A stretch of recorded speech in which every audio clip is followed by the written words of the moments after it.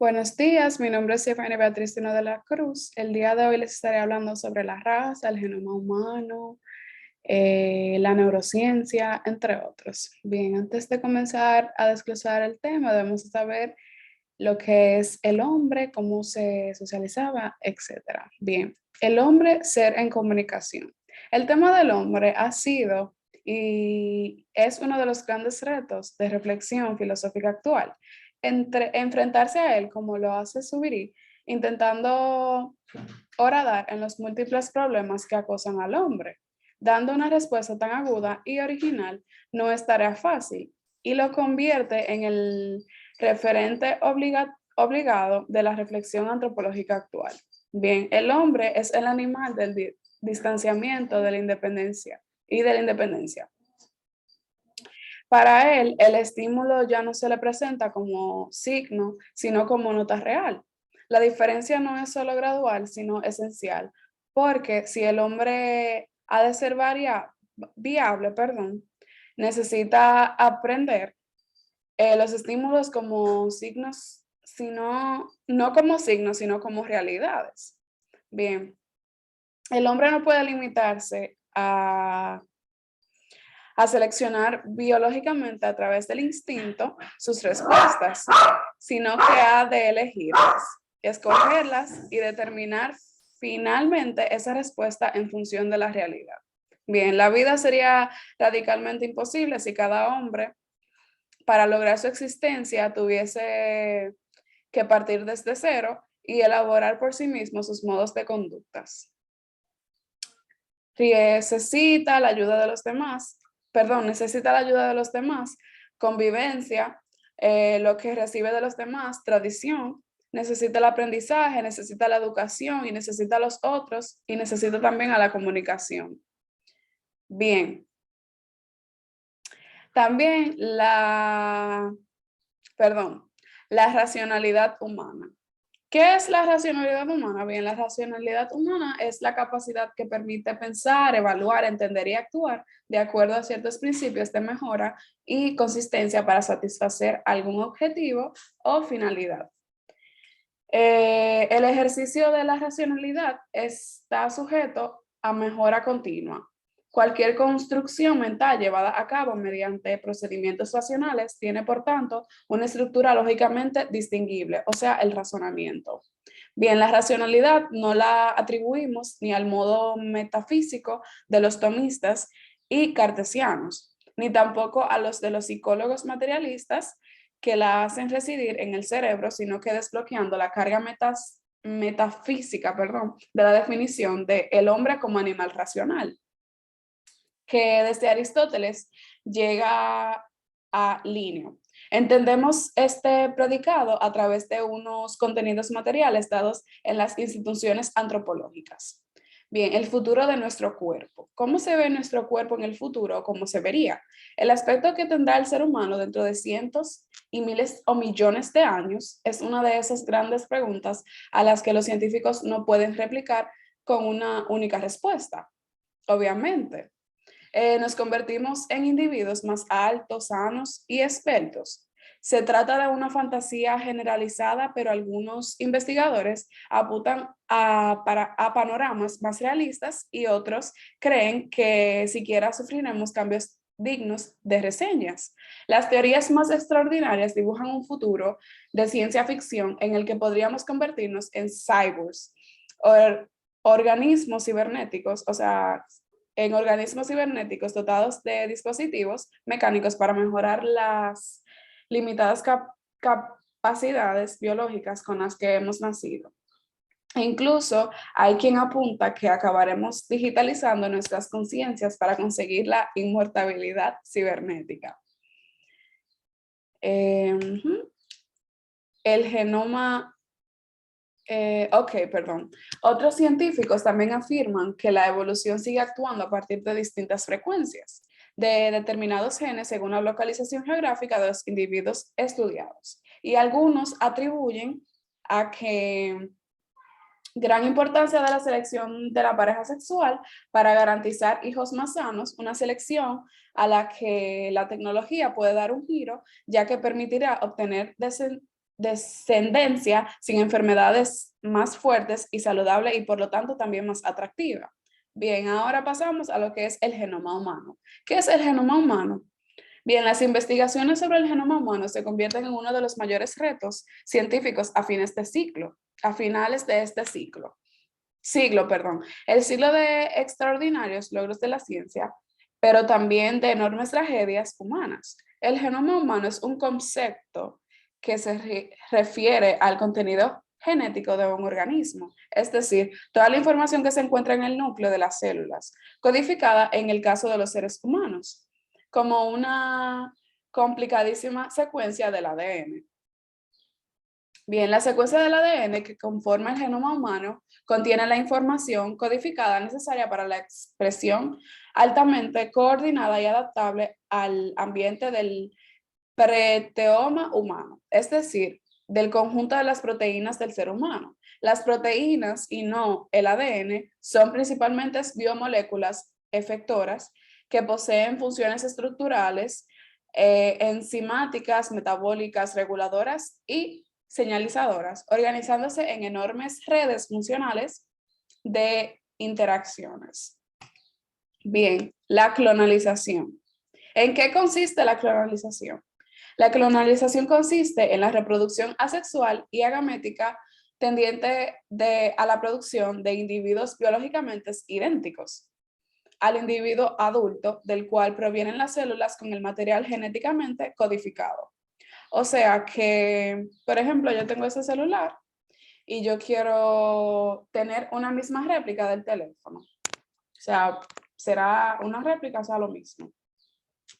Bien, en el caso de la clonación del proceso de fecundación es sustituido por una fusión, es decir, por la unión del núcleo tomado de la célula somática del individuo clonado con el óvulo carente del núcleo, es decir, sin el genoma de procedencia materna. Ahora vamos a pasar a los tipos de clonación. Bien, existen 3 tipos de clonación. Está la clonación genética, que crea copias de genes o segmentos de ADN. También está la clonación reproductiva, que crea copias de animales completos. Y está la clonación terapéutica, que crea células madres embrionarias. Bien, visión del hombre de Taylor Chardin. Taylor quería decir que el futuro de la humanidad era lo que ocupaba el centro de sus intereses, así que seguirá los pasos del hombre a través de su evolución. Este rechaza todo dualismo, materia-espíritu, y presenta un concepto de materia que incluye en sí misma una dimensión espiritual. ¿Qué es la neurociencia? La neurociencia es el estudio del sistema nervioso, o sea, del cerebro. El sistema nervioso está compuesto por el cerebro, la médula espinal y las redes de las células nerviosas sustentivas o motoras, llamadas neuronas en todo el cuerpo. El objetivo de la neurociencia es comprender cómo funciona el sistema nervioso para producir y regular emociones, pensamientos, conductas, funciones corporales básicas, incluidas la respiración y mantener el latido del corazón. Por eso es de sumamente importancia. Bien, ¿qué es la antropología cultural? La antropología cultural es la rama o es una de las ramas de la antropología, la cual se centra en el estudio de un ser humano por medio de su cultura. Entendida esta como el conjunto de costumbres, mitos, creencias, normas y valores que guían y regulan el comportamiento de un determinado grupo social. Bien, la antropología cultural junto a la antropología social se vale de la observación participante, como el mejor método para poder estudiar los hábitos, tradiciones y además las costumbres de una cultura. De esta manera, el antropólogo obtiene la primera mano información sobre el grupo étnico que es objeto de su estudio. El investigador se familiariza con los miembros de la cultura que quiere estudiar y a la vez estos miembros también van aceptando la presencia del antropólogo e incluso lo pueden llegar a aceptar como un nuevo miembro. Bien, el multiculturalismo. Vamos a pasar a lo que es el multiculturalismo, pero antes de pasar al tema debemos saber lo que es la multiculturalidad.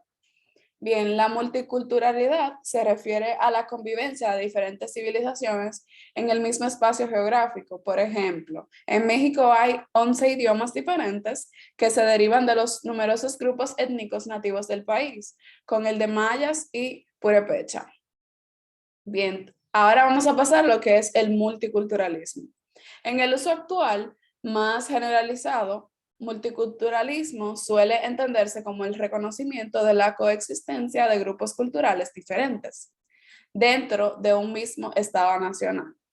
Así, presentado no difiere sustancialmente de lo que en antropología llamamos pluralismo cultural. Desde hace décadas, y que se refiere a la pluralidad, de culturas que convienen, de hecho, en el seno de los estados nacionales. Sin embargo, el multiculturalismo tiene otros significados diferentes a los del pluralismo cultural, más allá de la existencia de hecho de múltiples culturas diferentes en el que coinciden. La etnografía. La etnografía se entiende porque es también referida como la ciencia de los pueblos, al estudio de manera sistemática de las personas y las culturas, sobre todo a través de la observación de sus prácticas culturales y sociales, más que una ciencia en sí misma. Se la considera usualmente una rama de la antropología social, cuando no una herramienta o método de investigación. Bien, la etnografía se propone realizar una descripción objetiva de las dinámicas, las estructuras y los procesos que se dan en el seno de un grupo humano determinado. Esto sucede con el fin de construir un propio objeto de estudio, recopilando e interpretando los datos obtenidos. Quien la ejercita cumple el rol de observador, pero también de analista, ya que en el sentido de que este debe comparar lo observado con algo para que tenga sentido. Ese algo son las propias estructuras, procesos y dinámicas de la sociedad de la que vienen. Hay varios tipos de etnografía, entre estas está la macroetnografía, que esta es la parte de estudio de la conducta individual, de las dinámicas a pequeña escala, para así partir de allí e intentar obtener conclusiones sobre el grupo humano en su totalidad. Y también está la microetnografía, que realiza el camino inverso, partiendo de las cuestiones más amplias del grupo para intentar comprender las conductas individuales o para intentar comprobarlas en los relatos personales. O sea que la macroetnografía se utiliza para tener conclusiones de una totalidad de humanos, y la microetnografía para intentar compararlas en los retratos personales. Bien, toda etnografía se lleva a cabo mediante 3 pasos funcionales. Estos 3 son observación, descripción y análisis. La observación se trata de disponer los 5 sentidos para capturar la mayor cantidad de información posible en el marco social a investigar. También la descripción, que es la recomposición de lo observado de un documento escrito, ya sea escrito, visual o sonoro, que le sirva de soporte y permita su revisión, corrección y transmisión. Y el análisis, que es la información obtenida y registrada. Esta debe ser cotejada, comparada, comprendida, y se debe extraer de ellas las conclusiones pertinentes tanto a pequeña como a gran escala. La teoría funcionalista y marxista y sus principales planteamientos. El marxismo y el funcionalismo son 2 teorías sociológicas que han estado presentes por muchos años, mientras que ambas teorías tienen el común denominador de ser estudio de la sociedad Como un todo, las dos cuentan, con ideas diferentes sobre cómo funciona la sociedad y el propósito de la misma. Las características fundamentales del marxismo son el materialismo histórico, la lucha de clases, plusvalía y formación social. Y las características fundamentales del funcionalismo son la cultura es un patrimonio instrumental, por lo que el hombre es colocado en la mejor posición para solucionar problemas concretos que están dentro de su ambiente en el curso de la satisfacción de las necesidades, de sus necesidades. También está que es un sistema de objetivos, actividades y actitudes en el cual cada parte existe como un medio para un fin. Las actividades, actitudes y objetos están organizadas por importantes tareas e instituciones como la familia, el clan, la tribu y comunidad local. La cultura puede ser analizada por diferentes aspectos como la educación, el control social, la economía, la creencia y la moralidad. Bien, ahora pasamos con las escuelas inglesa, norteamericana y la inglesa alemana. Bien, la escuela inglesa no habría nada particularmente sorprendente de la afirmación de que la escuela inglesa es una entidad histórica en sí misma. No sugiero, sin embargo, que la escuela inglesa tenga ya una historia, ya que luego se convierta en tarea de los historiadores descubrirla y representarla adecuadamente. Bien, la escuela norteamericana, también en los Estados Unidos hay un grupo lingüísticos de lingüistas, que se acercan al lenguaje desde un punto de vista funcional, inspirados por los praguenses. Han desarrollado un modelo que procura establecer tipologías universales. Muchos de ellos tienen un conocimiento amplio de lenguas no indoeuropeas, probablemente debido a la influencia de otra gran escuela. El distribucionalismo que utilizan para generalizar las tendencias existen entre ellas. También está la escuela alemana. Esa escuela surge a partir del 1840 con las publicaciones de los economistas Friedrich List y Wilhelm Röscher y terminó en 1917 con la muerte de Gustav Smoller. Para esta fecha ya algunos economistas habían adoptado ideas de esta escuela, aunque no existía como una entidad. O sea, no estaba como una entidad concreta, no estaba centralizada, formada. A los representantes de la escuela histórica alemana, las concepciones de la teoría económica tradicional les parecían insuficientes para responder a dichos problemas, condicionados por su formación humanista junto a los temas de la dimensión técnico-economista. Estas consideraban que había que tener en cuenta también la dimensión social, política y ética, es decir, que saltaban ya el estrecho campo iluminado por el foco de interés